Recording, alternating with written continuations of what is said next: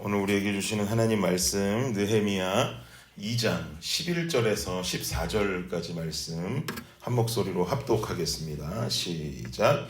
내가 예루살렘에 이르러 머무른 지 사흘 만에 내 하나님께서 예루살렘을 위해 무엇을 할 것인지 내 마음에 주신 것을 내가 아무에게도 말하지 아니하고 밤에 일어나 몇몇 사람과 함께 나갈새 내가 탄 짐승 외에는 다른 짐승이 없더라.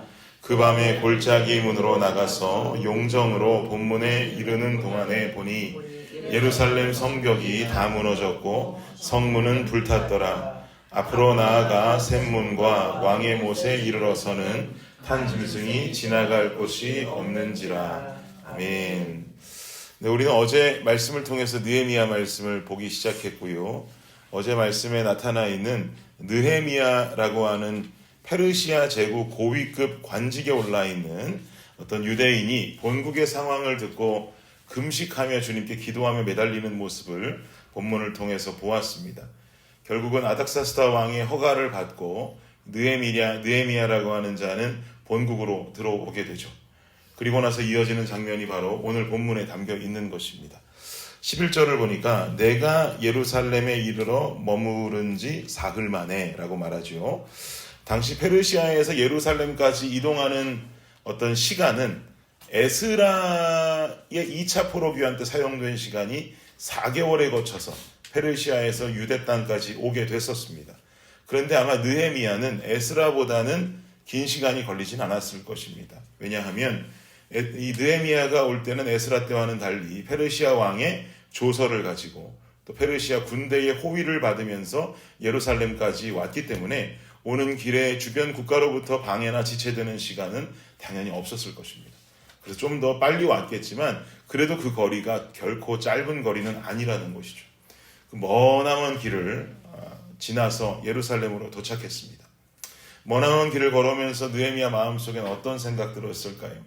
조국을 향한 염려, 그리고 얼른 내 조국에 도착해서 자신에게 맡겨진 그 사명을 감당하기 위한 기대를 품고 그 땅에 도착했을 것입니다. 이렇게 기대와 염려 속에 예루살렘에 도착한 느헤미야는요, 도착하자마자 자신의 사명인 성벽 세우는 일을 막 불이 나게 하면서 돌입했을 것 같은데 우리가 지금 읽은 11절을 보니까 느헤미야는 바로 모든 것을 급히 진행하지 않는 모습을 보입니다. 일단 예루살렘에 도착해서 사흘 만에 라고 이야기하죠. 사흘간 먼저 머물렀던 것이에요. 그리고 나서 이어지는 12절을 보십시오. 12절 다시 한번 우리 읽겠습니다. 시작. 내 하나님께서 예루살렘을 위해 무엇을 할 것인지 내 마음에 주신 것을 내가 아무에게도 말하지 아니하고 밤에 일어나 몇몇 사람과 함께 나갈새 내가 탄 짐승 외에는 다른 짐승이 없더라. 하나님께서 자신에게 주신 예루살렘의 사명을 오자마자 선포하고 급히 사람들을 끌어모으면서 우리 성벽 재건해야 돼 막 소문을 내고 다닌 게 아니라 아무에게도 알리지 않았다 그러죠. 침묵한 채로 그 시간을 보낸 거예요. 그리고는 조용히 밤에 일어나서는 몇몇 사람들과 예루살렘의 정황을 파악하기 시작합니다. 예루살렘이 과연 지금 현재 어떤 모습인가? 아마도 예루살렘에서 이 유대인들이 행하는 일들을 방해하는 방해꾼들의 눈을 피해서 밤중에 조용히 나와서 예루살렘의 상태를 파악하고 정찰했던 것으로 보여집니다. 그런데 그렇게 밤에 조용히 나와서 정찰한 예루살렘, 느헤미야의 눈에 들어온 그 예루살렘의 모습은 생각보다 더 참담했습니다. 13절을 보십시오. 시작. 그 밤에 골짜기 문으로 나가서 용정으로 본문에 이르는 동안에 보니 예루살렘 성벽이 다 무너졌고 성문은 불탔더라. 예루살렘 성벽은 다 무너져 있고 성문은 불에 타 있다. 애국심에 고취되어 있는 느헤미야의 마음이 얼마나 아팠을지, 얼마나 그 3일 동안 속이 상했을지 느껴지는 대목이죠. 그 모습을 모두 둘러본 느헤미야는요, 그리고 나서 이렇게 행동합니다. 16절과 17절 읽어보겠습니다. 시작. 방백들은 내가 어디 갔었으며 무엇을 하였는지 알지 못하였고 나도 그 일을 유다 사람들에게나 제사장들에게나 귀족들에게나 방백들에게나 그 외에 일하는 자에게 알리지 아니하다가 후에 그들에게 이르기를 우리가 당한 곤경은 너희도 보고 있는 바라. 예루살렘이 황폐하고 성문이 불탔으니 자 예루살렘 성을 건축하여 다시 수치를 당하지 말자 하고. 16절에 말하기를 이 느헤미야는 유다 사람에게나 심지어 제사장들, 귀족과 방백들에게도 자신이 가지고 있는 계획과 사명을 알려주지 않다가 조용히 침묵하다가 17절에 말하기를 그들에게 예루살렘이 황폐하고 성문이 불탔으니 자 예루살렘 성을 건축해서 다시는 수치를 당하지 말자라고 지금 드디어 발표를 하게 되죠. 예루살렘을 둘러보곤 자신의 생각과 결단이 세워지자 리더들을 모아서 그 뜻을 함께 세우는 장면입니다. 그런데 저는 이 장면에서 참 은혜가 되는 구절이 하나 있는데요. 17절 마지막에 보니까 다시 수치를 당하지 말자라고 말하고 있어요. 다시 수치를 당하지 말자. 저는 이 대목이 참 은혜가 됩니다. 왜냐하면 이 느헤미야는 이스라엘이 지금 이 모양 이 꼴이 된 것을 다른 강대국이 자신들의 욕심을 가지고 자신의 나라를 침략해서 얻게 된 피해로만 여기질 않는 거예요. 이것을 수치라고 말하지 않습니까? 우리 다시 이렇게 피해를 보지 말자.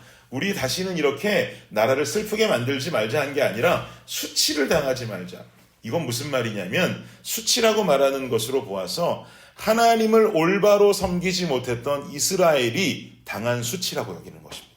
하나님을 올바로 믿었더라면 이런 수치 당하지 않았을 것이라는 거죠. 그러니까 우리가 하나님의 능력을 힘입고 올바로 하나님을 잘 섬기고 하나님을 잘 제사하고 하나님을 왕으로 섬길 때 우리는 다시 이런 수치 당하지 않을 거야. 우리는 그렇게 해나가야 되라고 하는 믿음의 고백이라고 볼 수 있는 거예요. 이게 바로 느헤미야의 믿음입니다. 비록 자신이 세우고 있는 것은 자신이 계획하는 것은 예루살렘을 보호할 성벽이지만 결국 이 성벽이 이스라엘을 완전히 지켜줄 해결책이라고는 여기지 않는 것이죠.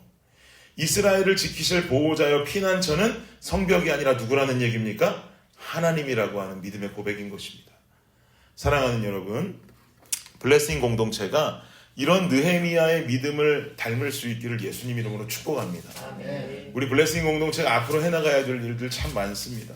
우리가 기도하고 있는 예배당도 세워나가야 되고요.